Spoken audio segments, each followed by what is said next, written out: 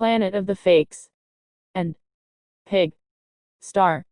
HH. News. For educational purposes.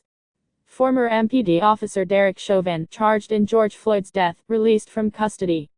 Former Minneapolis police officer, Derek Chauvin, has been released from a correctional facility Wednesday and has posted bail, which means that he's the last of the 4 officers currently facing charges connected to the death of George Floyd to have been released from custody. Chauvin, 44, was being held at Minnesota Correctional Facility Oak Park Heights, where he had been also appearing in court, remotely for all but the most recent hearing, during which he and the other 3 officers charged J. Alexander Kuhn, Thomas Lane and Tu Thao appeared in person.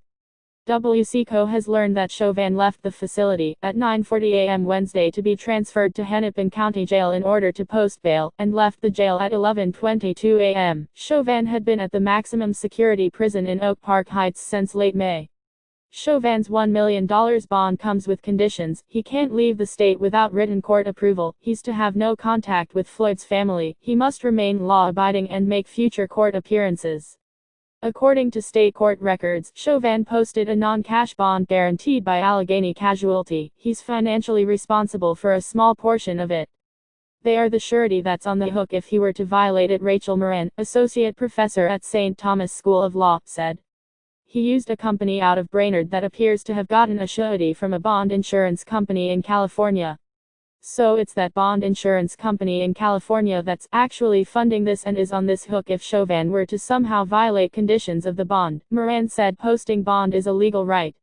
He's presumed innocent, even if there is significant video evidence. He's presumed innocent, Moran said.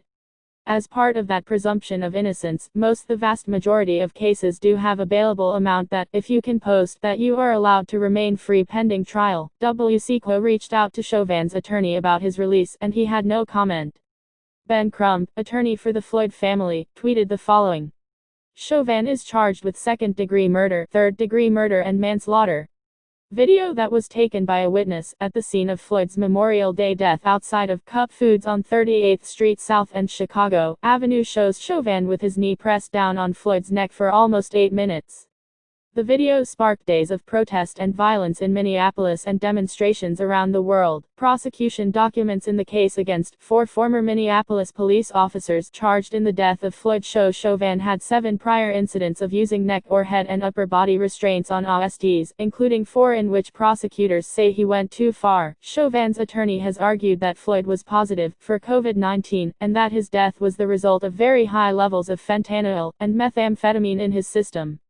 Chauvin faces over 12 years in prison if he's convicted of unintentional second-degree murder. Additionally, prosecutors have also charged Chauvin and his estranged wife with several counts of tax evasion for allegedly lying about their income. Thank you very much. Go to www.amer-eca.org